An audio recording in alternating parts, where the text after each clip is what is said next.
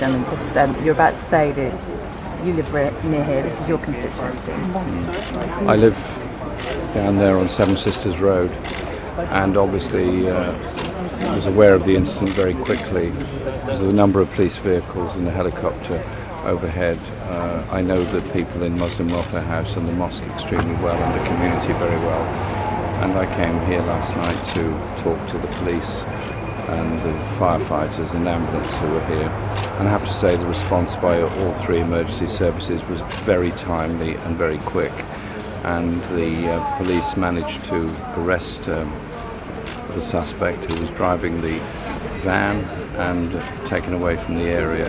And sadly the gentleman who died's body was on the ground and covered respectfully by a tent so that forensic examination could take place. The community here became very angry because in the initial stages this wasn't being referred to as a terrorist attack. Do you think this terrorist attack is being treated as seriously as others?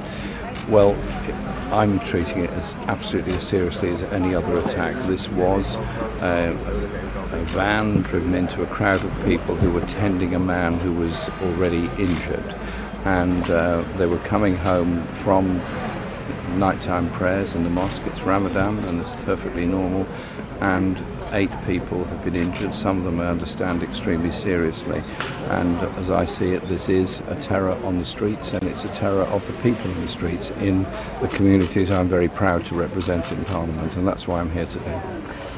It is your constituency. Has the Prime Minister been in touch with you this morning to talk to you about this? Yes, Downing Street have been in touch with us, and I was speaking to the Mayor of London, Sadiq Khan, as well. We had a long conversation at about 4 o'clock this morning whilst I was in Muslim Welfare House, so we were making sure the response was efficient and coordinated, and also to give reassurance to the community of their safety, and reassurance that they are free to practice their faith, they are free to walk about the streets, and people must be able to do that. But I have to say, the stress levels I've met already from people both last night and this morning were just frightened that something like this could happen again. And so we obviously need efficient and effective policing.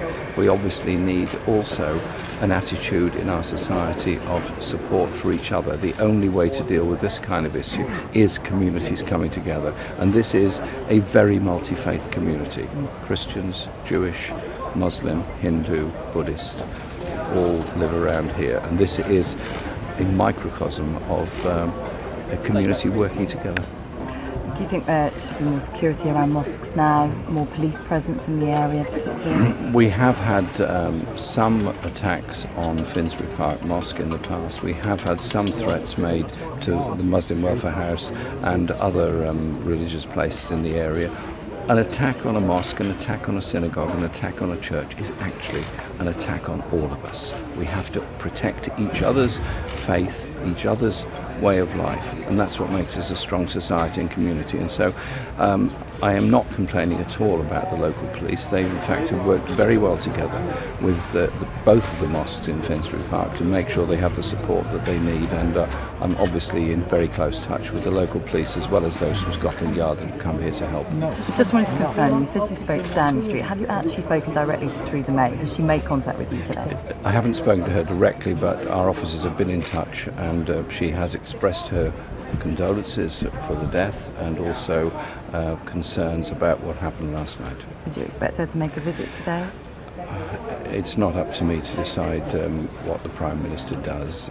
I'm the local MP, I'm also leader of the Labour Party and of the opposition, and I'm obviously here, as you would expect any constituency MP to be present. And these are people that I've represented for more than 35 years. I know many of them extremely well, and I feel their pain today, and I feel their stress today. And I think we have to all reach out and feel their pain and their stress. The only answer to this has to be strong communities together so that these dreadful incidents don't happen. Thank you very much.